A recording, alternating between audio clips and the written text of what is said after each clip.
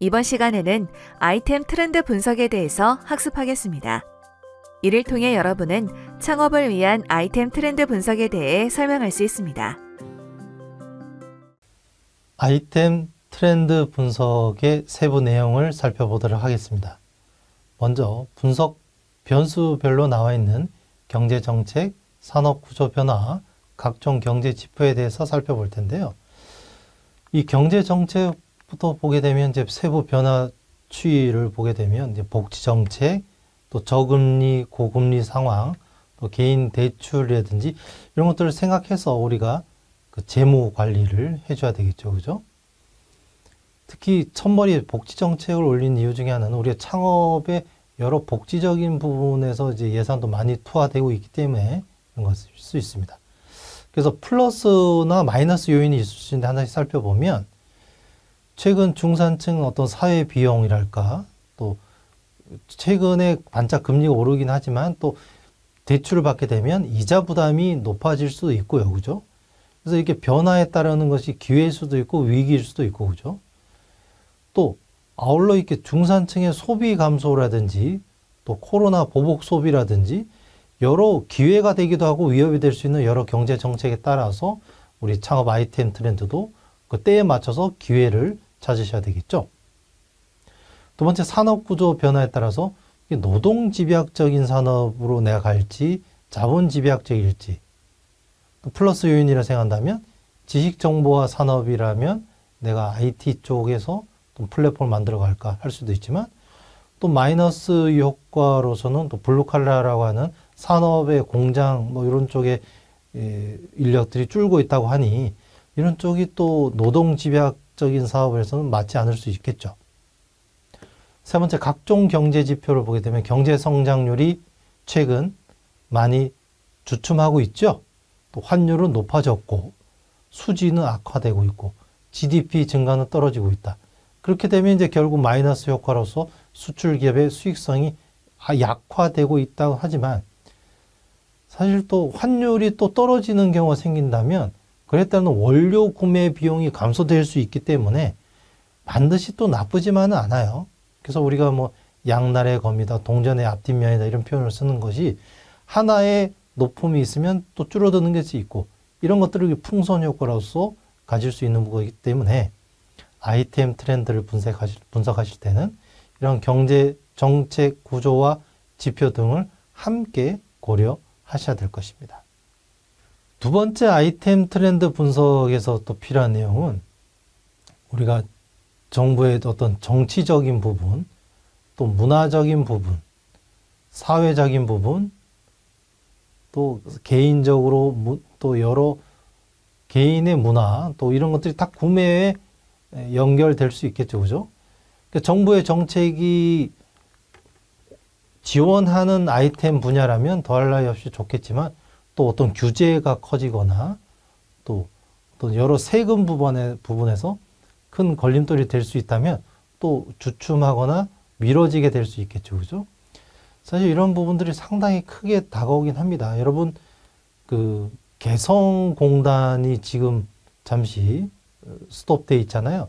근데 10여 년 전만 하더라도 그 개성 지역에 그 통일 무드로 함께 이렇게 개성공단을 하면서 그때 수익을 많이 창출하고 또 고급 인력의 북한 인력들을 써서 이렇게 효율적인 생산을 했었지만 지금은 어려워졌다라는 얘기들 있잖아요. 그죠?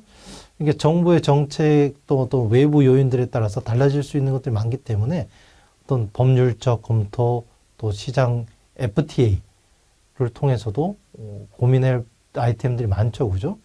우리나라에서는 가격이 뭐 10,000원인데 FTA로 통해서 해외에서 저렴한 물건이 들어오게 되면 가격 경쟁력에서 힘들어지니까. 두 번째는 이제 문화적인 측면에서는 어떤 사회 계층별 문화적 특성에 따라서 달라질 수 있는 것들이 크죠. 자, 우리가 수출을 하는 아이템이라 생각한다면 우리나라에서 즐겨 쓰는 색깔이 어떤 나라에서는 부정적인 색깔일 수도 있는 거고 또 어떤 나라에는 왼손을 사용하는 걸 금기시한다 하지 않습니까? 오른손으로만 악수하고. 근데 뭐 왼손을 많이 쓰는 어떤 작업 도구로 한다면 또 부정적일 수 있는 거죠. 또 또 사회적으로도 가족, 또 역할과 지위에 맞춰서 이 아이템이 두루 다 할 수 있는 것인지 아닌지, 또 이와 함께 개인적인 성향과 나이와 생활 주기에 따라 직업, 또 라이프 스타일, 또 여러 인성과 자아 개념에 따라 또 달라질 수 있는 것들이 많을 수 있죠. 특히나 여러분 유튜브를 보시게 되면 다양한 계층별로 관심 분야가 또 다를 수 있잖아요. 그죠? 그런 것들. 이를 통해 동기부여가 되고 지각, 학습, 또 신념과 태도를 통해서 구매자들은 이 5가지를 총괄해서 선택을 하게 되는 것이니까 어느 하나에 포커스하기가 쉽지 않습니다. 그죠? 하지만 우리는 포기할 수 없죠. 이 모든 것을 다 관할하셔서 고객에게 구매가 요인이 날 수 있도록 트렌드를 가져가셔야 될 것입니다. 세 번째로 아이템 트렌드 분석은 지금까지 살펴본 이런 트렌드를 통해서 이 블루오션을 공략해야 되겠다는 것이죠. 자, 익히 아시는 분들이 많겠지만 다시 한번 복습해 보면 블루오션은 현재 존재하지 않는 모든 산업일 수 있습니다. 새로운 수익을 창출하고 고수익의 성장 기회가 있겠죠. 즉 미개척된 파란 시장들, 기존 산업의 확장이나 경계선 밖에서 새롭게 창출할 수 있다는 블루오션이 되겠죠. 그래서 우리는 차별화와 저비용을 동시에 추구하는 이 리스크를 최소화할 수 있는 이 시장인데, 이러한 시장을 누구나 다 체크했다면 다 성공했겠죠. 그죠?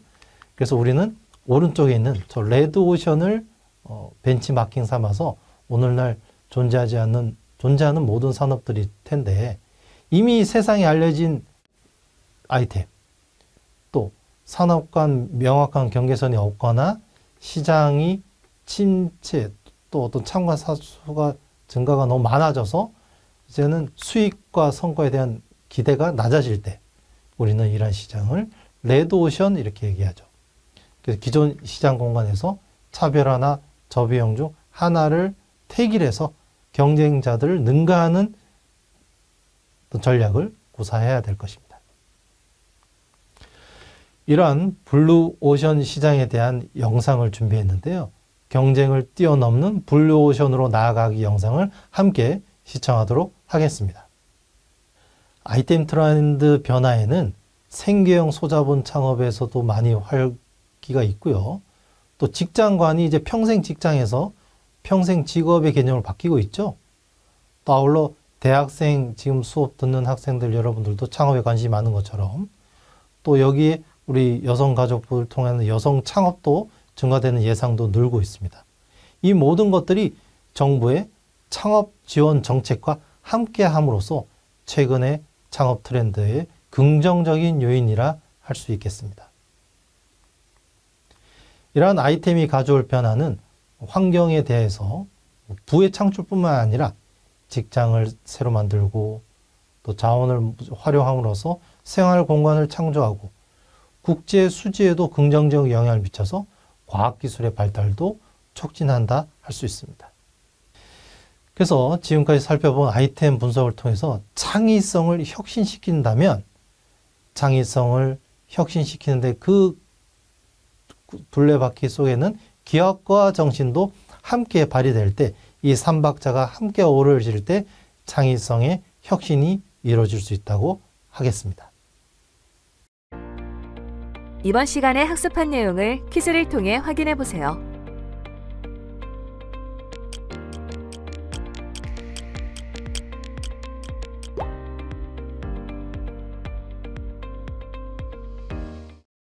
이번 시간에 학습한 내용을 정리해 보세요.